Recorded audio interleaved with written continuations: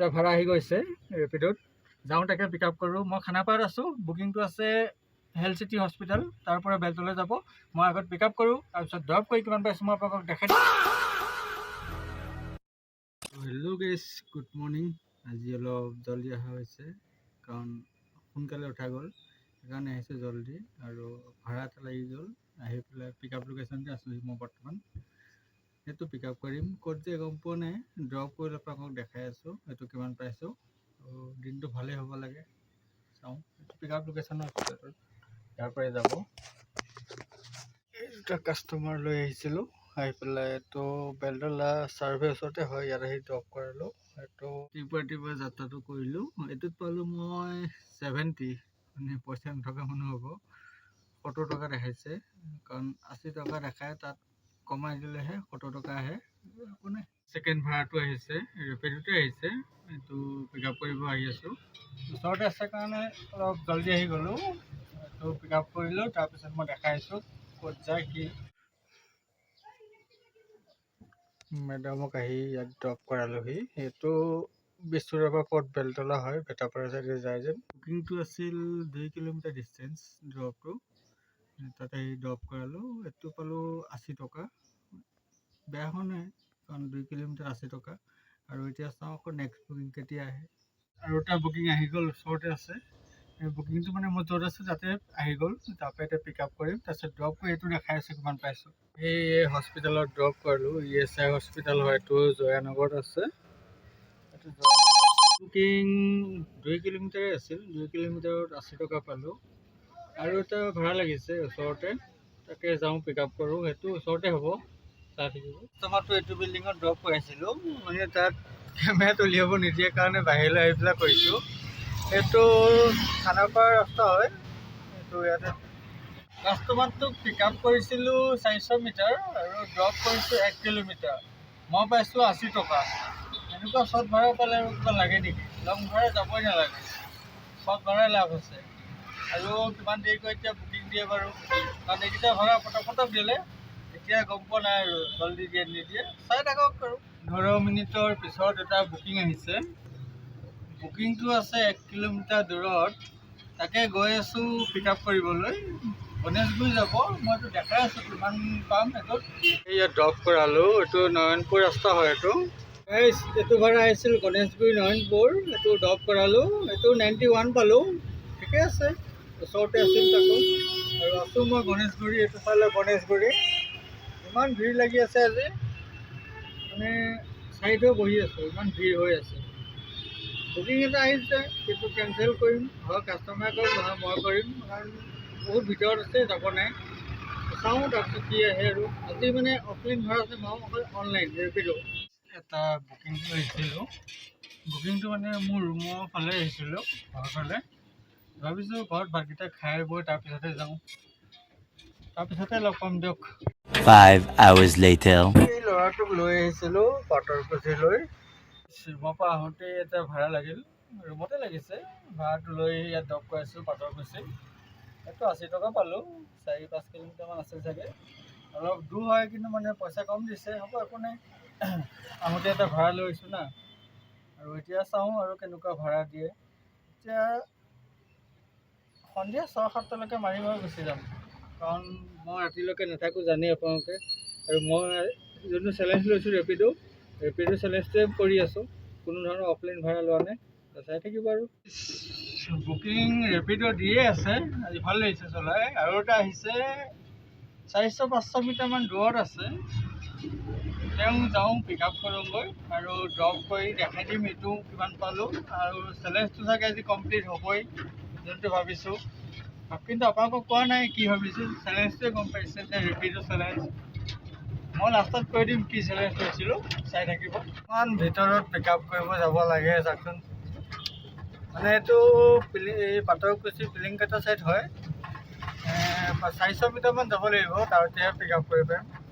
মই ইয়াত আহি ড্ৰপ কৰালোঁ। এইটো বেলতলা তিনিআলি হয়, এইটো বেলতলা বজাৰ। গাইজ, ভাড়াটো আনিছিলোঁ পাটৰকুছিৰ পৰা, আনি ড্ৰপ কৰিছোঁ বেলতলা বজাৰত। এইটো পাইছোঁ 75। এতিয়া আৰু এটা বুকিং লাগি গৈছে ৰেপিড'ত, এইটো খানাপাৰা যাব চাগে, এইটো অলপ দূৰত আছে, তাকে গৈ আছোঁ পিক আপ কৰিবৰ কাৰণে। মই ড্ৰপ কৰি আপোনালোকক দেখাম কিমান পাইছোঁ, কাৰণ এইটো ডিষ্টেঞ্চটো 4.9 কিলোমিটাৰ দেখাইছে, সেইটো কাৰণে মই মানে কনফাৰ্ম নহয়। তো আপোনালোকে চাই থাকক, মই আগত পিক আপ কৰোঁ, তাৰপিছত ড্ৰপ কৰি দেখাই দিম। আমাৰ তাক ইয়াত আহি ড্ৰপ কৰালোঁ। এইটো আছোঁ খানাপাৰাত। খানাপাৰাত গাড়ী কম আছে কিন্তু মানুহ বেছি আছে। এবাৰ আহি ড্ৰপ কৰালোঁ। এইটো 92 দেখাইছে, 100 দি থৈ গৈছে। এতিয়া অলপ খানাপাৰাতে বহিম, আজি গাড়ী কম দেখিছোঁ, দেখাই আছে আপোনালোকক। নগাঁৱৰ পৰা আহে চাইডে, ইয়াত গাড়ী ৰখে, আজি খালি মেজিক আছে, এনেই অটো ভৰ্তি হৈ থাকে, সেইটো কাৰণে ইয়াৰ পৰা এটা ভাড়া নিব পাৰিলে সেইটো ভাল হ'ব। আৰু এই জেগাখিনি ভাল কৰি দিছে কিন্তু খানাপাৰা, আগতকৈ বহুত ধুনীয়া হৈছে এতিয়া। আৰু এইটো মিনি ISBT কোনে কোনে চিনি পায় কমেণ্ট কৰিবচোন। বৰ্তমান মই আছোঁ খানাপাৰা ফিল্ডত, ফিল্ডখনৰ ৰাস্তাটোতে আছোঁ। মানে এটা বস্তু লগালোঁ, আপোনালোকক মই দেখাই দিওঁ। এইটো কোনো ধৰণৰ প্ৰমোশ্যন কৰা নাই, যোনটো ভালটো কৈছোঁ, চাই লওক। মই এটা বস্তু লগালোঁ, এইটো মোৰ গাড়ীখনতে লাগিছে। ইয়াত লিখা আছে জাইৰ' বাইক টেক্সি, ঠিক আছে। এইটো মানে মই লগাইছোঁ বৰ্তমান মোৰ গাড়ীত। এইটো কোনো এডভাৰটাইজ কৰা নাই, যে প্ৰমোশ্যন কৰা নাই, মানে এইটো হৈছে আমাৰ অসমৰ যোনটো নতুন এপ আহিছে, জাইৰ' ৰাইড বাইক টেক্সি। এইটো আপোনালোকে ইউজ কৰিব পাৰে, কাৰণ এতিয়া আপোনালোকে জানে যে যোনে যোনে এতিয়া অটো, কেব, বাইক টেক্সি চলাই আছে, এতিয়া কি হৈছে, যোনে ৰেপিড', অ'লা, উবেৰ চলাই আছে, তেওঁলোকৰ মানে যোনটো ভাড়া দি আছে, তাৰো ভাড়াটো নোপোচায়, এনেকুৱা ফাল্টু ভাড়া দি আছে। সেইকাৰণে মই ভাবিছোঁ আমাৰ যোনটো অসমৰ এপ এটা ওলাইছে, জাইৰ' ৰাইড, এইটো আমি চবেই ইউজ কৰিব লাগে। আৰু যিমান বাহিৰৰ এপছ আছে এইবিলাক ডিক্লেয়াৰ কৰিব লাগে, এইবিলাক ইউজ কৰিব নালাগে। এইটো নতুন এপ আহিছে, মই আগতে চলাইছোঁ, তেতিয়া বাইক আছিল, এতিয়া অটো দিছে। সেইটো কাৰণে মই আপোনালোকক এতিয়া ক'বলৈ আহিলোঁ যে ইউজ কৰি চাওক, কাৰণ ভাল বুলি কৈছে তেওঁলোকে, যেতিয়া মই পোষ্টাৰখন লগাইছোঁ। আপোনালোকে এবাৰ ট্ৰাই কৰক, যদি ভাল লাগে আৰু ভিডিঅ'টো লাইক কৰিব আৰু চেনেলটো ছাবস্ক্ৰাইব কৰি দিব।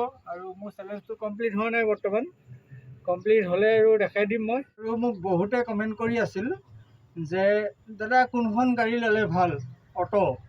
এতিয়া চাওক, চবৰে মতে চব ভালেই, এতিয়া মোৰ মতে মই বহুত গাড়ী চলাই এখন লৈছোঁ, সেইটো কাৰণে আপোনালোকে এবাৰ চাই ল'ব, যোনটো ভাল দেখে সেইটো ল'ব। কাৰণ মোৰ মতে এইটো গাড়ী মোৰ কাৰণে বহুত বেষ্ট, কাৰণ মই চব গাড়ী চলাই পেলাই সেইটো গাড়ী লৈছোঁ।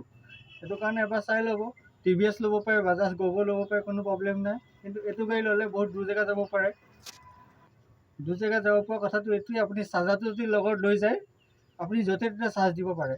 সেইকাৰণে এইটো গাড়ী মই লৈছোঁ, কোনো প্ৰব্লেম নহয়। মই নগাঁও লৈ গৈছোঁ, নলবাৰী গৈছোঁ, শ্বিলং গৈছোঁ, বহুত দূৰ জেগা গৈছোঁ, কোনো প্ৰব্লেম দিয়া নাই গাড়ীটোৱে।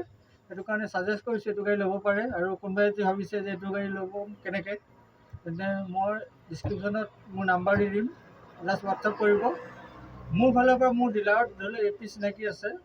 যদি আপুনি EMI ফাইনেন্স কৰে বা কেছ টকা দিও লয়, 10,000 মিনিমাম 10,000 টকা মই ডিছকাউণ্ট কৰাই দিম আপোনাৰ চকুৰ আগত। সেইটো কাৰণে আপুনি মোক মেছেজত হোৱাটছআপত হাই দি দিব, মই বাকী গোটেইখিনি কথা তাতে দি দিম। আৰু মোৰ লোকেশ্যনটো হৈছে বেলতলা, গুৱাহাটী বেলতলা। আপোনালোকে বহুতে সুধিছিল দাদা ক'ত থাকে, মই বেলতলাত থাকোঁ। আৰু চবেই চিনি পায়, যোনে চিনি পায় মোক লগ পাই থাকে।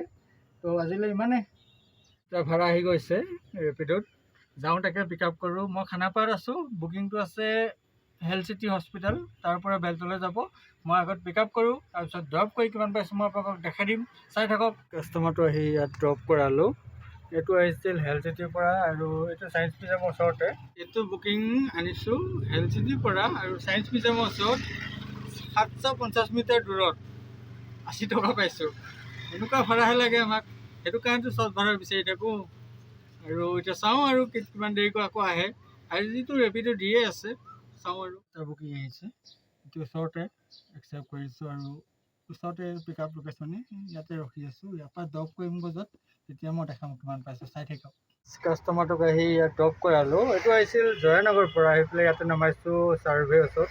আনিছোঁ জয়ানগৰৰ পৰা 3 কিলোমিটাৰ ডিষ্টেঞ্চ, 989, মানে 90 টকাই হৈছে আৰু এটকা কম। ভাল হৈছে বুকিংটো। এনেকৈ ৰেপিড' দিলে ভাল লাগে, যেতিয়া কমাই দিয়ে না, তেতিয়া গাড়ী চলাব মন নোযোৱা হৈ যায়, এনেকুৱা লাগে যে ফ্ৰীতে এখন চলাই আছোঁ নেকি। যি নহওক, আজি মই টাৰ্গেট লৈছোঁ, মানে চেলেঞ্জটো লৈছিলোঁ, কৈ দিছোঁ এতিয়া 1200মান টকা বা 1200 টকা ইনকাম হ'ব লাগিব, তেতিয়াহে মোৰ চেলেঞ্জটো হ'ব। কাৰণ মই মিনিমাম 4 ঘণ্টা চলাইছোঁ এতিয়ালৈকে, আৰু 1 ঘণ্টামান চলাম, 5 ঘণ্টাত 1200 টকা ইনকাম হ'ব লাগিব, তেতিয়া মোক কমপ্লিট হ'ব চেলেঞ্জটো। তো চাই থাকক কমপ্লিট কৰালৈকে। পেজত ভাড়া আৰু এটা একচেপ্ট কৰিলোঁ, সেই তাকে কৈ আছোঁ পিক আপ কৰিবলৈ। এইটো মানে শ্বৰ্ট ভাড়াই হয়, এই ওচৰতে আছে, তাকে গৈছোঁ পিক আপ কৰিম, তাৰপিছত ড্ৰপ কৰি মই দেখাই আছোঁ। আহি পালোহি পিক আপ লোকেশ্যন, এইটো মই ইয়াতে আছোঁ, ইয়াৰ পৰা যাব ডাটা মিছনৰ পৰা। দাদাক ফোন কৰিছোঁ, আহি আছে, ৱেইট কৰিব কৈছে, দেখাই দি আছোঁ। এজনক আহি ড্ৰপ কৰালোঁ, এইটো লখিমীনগৰ হয়, এইটো এই ৰাজধানী মছজিদৰ ওচৰত। এইটো বুকিং আছিল 1.5 কিলোমিটাৰ ড্ৰপ, 1.5 কিলোমিটাৰত 82 পাইছোঁ। আজি এনেকুৱা বুকিং আহি আছে চব। আৰু এটা বুকিং আহিছে, একচেপ্ট কৰিলোঁ। বেছি দূৰত নাই, 400-500 মিটাৰমান দূৰত আছে। তেওঁ গৈ আছোঁ মই পিক আপ কৰিবৰ কাৰণে, আৰু পিক আপ কৰিলে মই ড্ৰপ কৰিম, তাৰপাছত মই দেখাই দিম এইটোত কিমান পাইছোঁ। চাই থাকক ভিডিঅ' মোৰ, আৰু যদি ভিডিঅ' ভাল লাগে এটা লাইক কৰিব, আৰু চেনেলটো ছাবস্ক্ৰাইব কৰিব নাপাহৰিব। আগত পিক আপ কৰোঁ, তোমাক আহি এইটো ড্ৰপ কৰালোঁ ইয়াতে। এইটো ৰুক্মিণী গাঁও হয়, ৰুক্মিণী ফ্লাইঅভাৰ, ৰুক্মিণী গাঁৱৰ ইয়াত আহি ড্ৰপ কৰাইছোঁ। এইটো বুকিং আছিল, পিক আপ আছিল 300 মিটাৰ, আৰু ড্ৰপ আছিল 900 মিটাৰ, মানে টোটেল মিলাই পেলাই 1.2 কিলোমিটাৰ হৈছে, আৰু 1.5 কিলোমিটাৰ নহ'ল। 80 টকা পালোঁ, ভালেই হৈছে, আৰু মোৰ চেলেঞ্জটো কমপ্লিট হ'ব লাগে। আৰু 2-3টা ভাড়া হ'লে মোৰ হৈ গ'ল। মোৰ চাৰ্জো ইমান নাই, 2% আছে। এটা অফলাইন ভাড়া লাগিছিল, এইটো বৰাগাঁও গৈছিল, অফলাইন মানে অনলাইনত লাগিছিল। মই লোকেশ্যন পোৱাৰ লগে লগে কেঞ্চেল কৰি দিছিল, মানুহটো লগ পালোঁ। 223 টকা আছিল ভাড়াটো। এইটো ড্ৰপ কৰা আহি ৰাতিয়ে হ'ল, এতিয়া ৰুম পালোহি। আৰু যোনটো চেলেঞ্জ লৈছিলোঁ, চেলেঞ্জটো কমপ্লিট কৰিলোঁ। আৰু আজি টোটেল ইনকাম হৈছে, অনলাইনত দেখাইছিল 997, আৰু হৈছে অনলাইনে এইটো 230 টকা, মানে 1200 টকা চেলেঞ্জ কমপ্লিট। আৰু কাইলৈ এটা চেলেঞ্জ ল'ব লাগিব। আৰু মই লাইটটো লগাইছিলোঁ, এইটো মই চবকে দিম বুলি কৈছোঁ, যাক লগ পাওঁ দিছোঁ। আৰু যোনে নাই পোৱা ছাবস্ক্ৰাইব কৰিব, লগ পাই যাব, এটা লাইক দি দিম। আৰু যদি কিবা সুধিবলগীয়া আছে মেছেজ কৰি সুধিব। তো আজিলৈ ইমানেই, বাই বাই।